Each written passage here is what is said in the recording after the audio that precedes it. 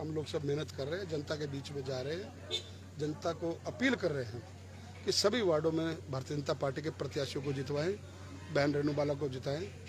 करनाल में अब मिल करके हम लोग एक समग्र विकास की नींव डालेंगे। स्थानीय होने के नाते करनाल को इसका बेनिफिट और मिलेगा।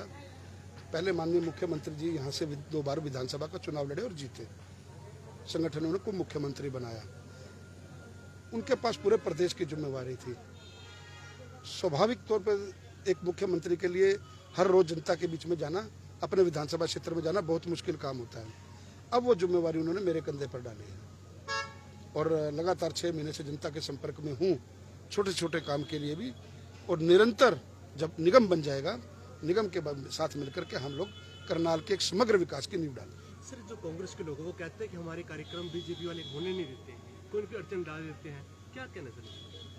आप कोई भी कांग्रेसी अगर ये बात कहता है, आप 6 महीने पहले का मैं ऐसे 100 आदमी अब ला करके यहाँ आपके सामने खड़े कर सकता हूँ जिसको बहन सुनीता सिंह जी ने धमकाया था कि आपने अगर उनका कार्यक्रम किया तो हमारी सरकार आ रही है, हम देख लेंगे।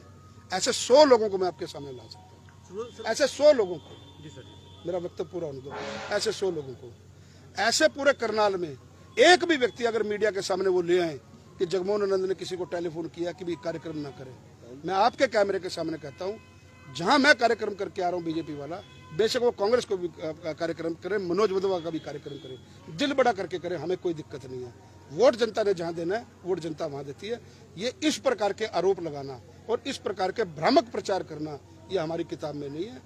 एक भी व्यक्ति कैमरे के सामने आके कह दे कि जगमोहन आनंद का मेरे को टेलीफोन आया कि इनका कार्यक्रम मनोज वधवा का नहीं करना, मैं जिम्मेवार हूँ, जो सजा चोर की वो मेरी। जगमोहन जी चुनाव प्रचार की बात करें तो जो कांग्रेस के प्रत्याशी हैं उन्होंने अपना चुनाव प्रचार बंद कर दिया, औपचारिकता तौर पर हार मान ली है। देखिए, मैं उस पर कोई टिप्पणी नहीं करना चाहूंगा। वास्तव में करनाल में कांग्रेस कहीं दिख नहीं रही है। कांग्रेस का जो सिस्टम है, जो जहाज है, वो केंद्रीय नेतृत्व की वजह से, प्रदेश नेतृत्व की वजह से वो डूब चुका है। संगठन नाम की चीज नहीं है। 6 महीने हो गए हमें विधानसभा का सदस्य चुने हुए, अभी तक कांग्रेस के अपना लीडर ऑफ ऑपोजिशन नहीं चुन सकी।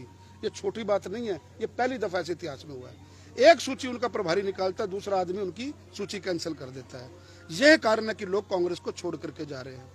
पर किस कांग्रेस की अगर आप बात कर रहे हैं, जातिगत टिप्पणियां करने में हमेशा कांग्रेस आगे रही है। हमने कभी जातिगत टिप्पणी नहीं की है। मैं सभी आपके माध्यम से, मेरे जिस समाज से मैं आता हूं, उनके पुत्र ने क्या कहा हुआ है, ये जिस बिल में से इनको वहां घुसेड़ देंगे, ये बात कही हुई है ना। तो ऐसे लोग जो हाथ को यहाँ वोट डालेंगे, करनाल के लोग किसका हाथ मजबूत करेंगे? दीपेंद्र हुड्डा का, भूपेंद्र हुड्डा का। वो कांग्रेस में ही है ना। क्या समाज ऐसे लोगों को वोट देगा? मैंने तब भी समाज से अपने अपील करी थी कि इनको सबक सिखाने का समय आपको वोट के समय होता है। जिस समाज को वो लोग गाली देते हैं, मुझे बताइए, आप मनोज वधवा जी के पोस्टर आपने देखे हैं? शहर में लगे पोस्टर देखे हैं? ताकत है तो लगाए भूपेंद्र हुड्डा की उसमें फोटो, ताकत है तो लगाए अपना दीपेंद्र हुड्डा की फोटो ना लगाने का कारण मेरे से पूछो आप, मुझे पता है क्या कारण है। कि जब उनकी फोटो लगेगी, समाज उसको क्वेश्चन मार्क मार देगा। जो लोग हमारे समाज को गाली देते हैं, हम लोग वहां से उजड़ पुजड़ के आए थे, अपनी मेहनत के दम पे यहाँ पे पहुंचे हैं, और वो कहते हैं कि उस बिल में घुसेड़ देंगे।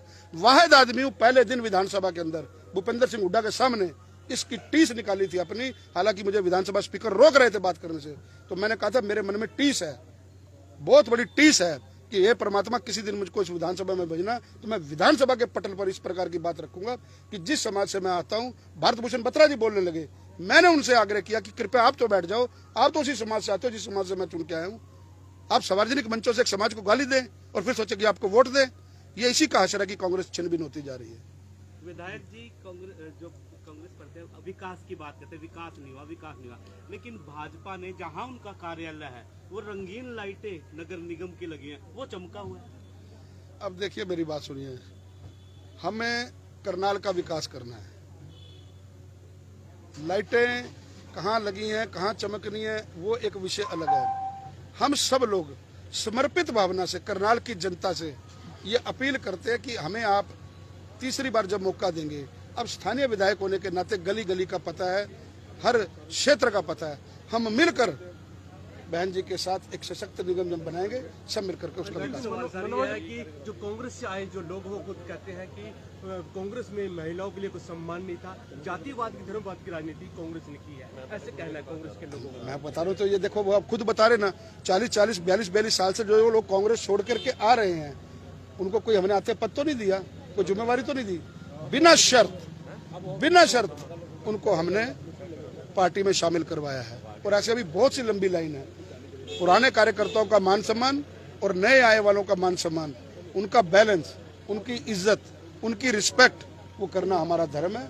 बतौर विधायक मैं आश्वासन देता हूं, जितने लोग हमारे पास आ रहे हैं या आएंगे, उनका सम्मान हम करेंगे। जो हमारे कार्यकर्ता, मूल कार्यकर्ता है, जो शुरू से जिन्होंने अपना डंडे खाए हुए हैं, उनका सम्मान करना पहला मेरा धर्म है। मनोज वध भाई बार बार भ्रष्टाचार का आरोप लगा रहे हैं, हर प्रेस वार्ता में भ्रष्टाचार कहते हैं इन्होंने किया है, कारण क्या है?